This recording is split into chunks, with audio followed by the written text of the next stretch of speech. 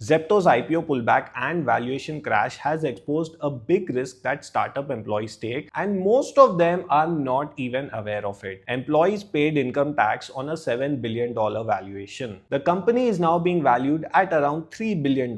Last year, Zepto expanded its ESOP pool to over $500 million and approved the $80 million interest-free loan to help employees exercise their options before the IPO. So employees exercised it, and the moment you exercise an ESOP, tax is triggered. The difference between the fair market value and your exercise price is treated as salary, not capital gains, salary. It is taxed at your slab rate, which for most of the Zepto employees would have been 30% plus. They paid that tax in cash. Now the IPO is on hold and the valuation being discussed is less than half of the $7 billion. But the tax is already paid and there is no refund. If the employees finally sell at a price lower than the fair market value on the day they exercised, they get a capital loss. But that capital loss can only be set off against capital gains and not against the tax paid on salary. The loan is still a loan, although interest free. That means you have to repay it. For some employees, it could mean simply selling their shares early to repay the borrowings, even though they believe the long-term prospects of the company. ESOPs are a great tool for creating wealth, but they have a cash flow mismatch, as Zepto employees would be now finding out. Share this with someone who has startup ESOPs and may need to know this.